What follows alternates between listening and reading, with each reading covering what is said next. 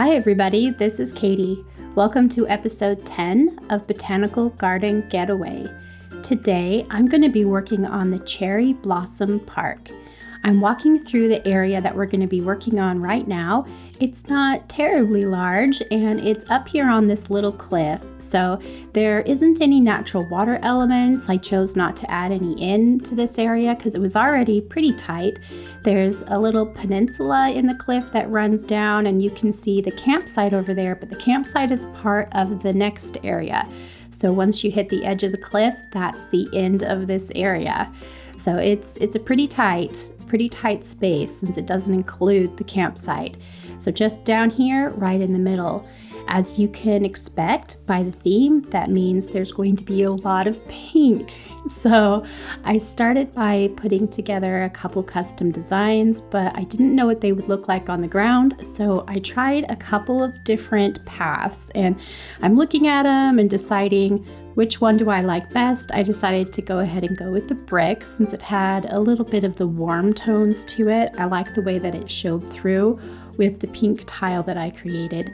So I'm putting together a little bit of a plaza where I'll have a statue that is the center of the Cherry Blossom Park. After getting the path in place, you'll see that I'm just setting that tile down real quick.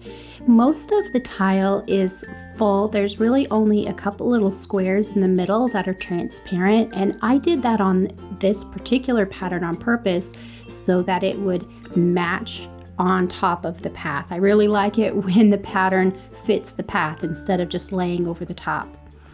I added in the incline really quick and went to the next day, and here you can see I put that statue down in the middle and it made a big difference just to get that one piece down.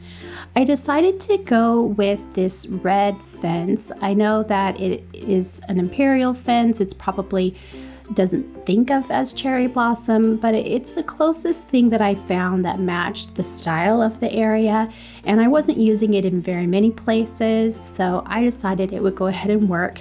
If you remember from episode 1, I hadn't picked a fence for this area yet, and since I hadn't used the red one, that was a big part of why I went ahead and put it in place.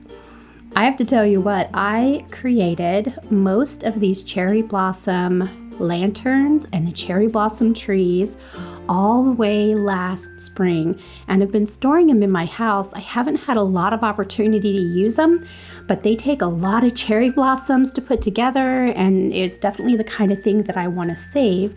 So I still had them in my inventory and it was really fun to pull out and find such a neat place to put them in. As you can see here, I'm creating a little bit of a loop. I wanted a path that would sort of walk off of the main path that I could put the benches on, so that's what this little spot is for. And I decided to go ahead and round the corners, so I did the same thing over here on the other spot. Sometimes you just need to adjust a little bit, so now here I'm putting that pattern back down. It doesn't take a lot of time to make those kind of changes, but a rounded corner is actually very effective in making something look polished. I have no idea why that's the case, but that is that way in a lot of different things in life. If you just round the corner, somehow it makes it look like you took the extra time in how you're finishing them. So I would definitely recommend that you consider whether or not a path needs to be rounded or not as you're decorating in the game. Here you can see those cherry blossoms down 1 in each corner of this place, and I have to tell you what, that spot makes me happy. The cherry blossom branches are just so pretty. And I'm not going to be able to put the entire island so that I have it in cherry blossom season for the pink trees. So that made it extra important to have a lot of those cherry blossom branches mixed into the decoration so that I would have that beautiful pink throughout the area as much as possible. Here I'm just starting to do a little bit of that finicky decorating stage where I've put down everything that I'm sure of and now I'm just thinking. This is a little petal pattern. I've seen a few different ones, but I wanted one that was a little bit looser, a little smaller, so I just created my own that would match the pinks that I used on the tile. And then there's just a few little cherry blossom piles, and I love the way that scatters about on the path. It makes the path look unique over here, and really went a long way to pulling the cherry blossom theme through this particular area. I've picked up the flowers. Look at these beautiful things. I have the purple roses and the pink roses, and then I have the pink lilies and the white hyacinth.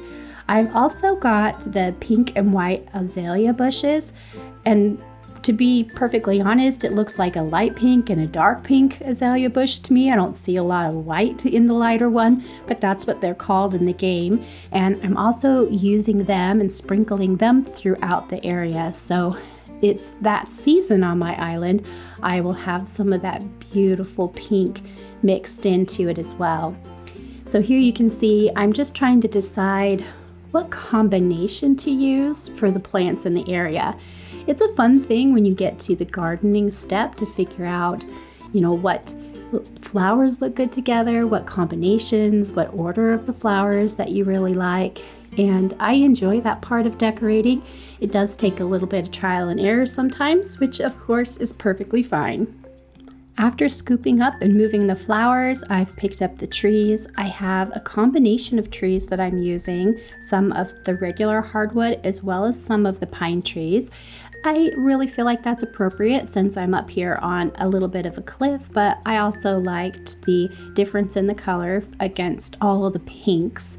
There's a few places to put trees. It's nice to kind of fill in the area, so there are a lot of trees that I've been able to mix into this spot. Let's take a look at the final build. Here you can see as I come in, I love the wind blowing those paper lanterns. Beautiful little row of bushes. I love seeing the butterflies flying around my island. Little benches back here where you can sit and look out at the statue. Running through the petals, you can see those flying about. And then over here with the beautiful statue, pretty close to the end of the park where you have this centerpiece, this kind of beautiful epic end. I hope you guys found something useful here and that you continue creating in this game. Until next time, have the best Animal Crossing day.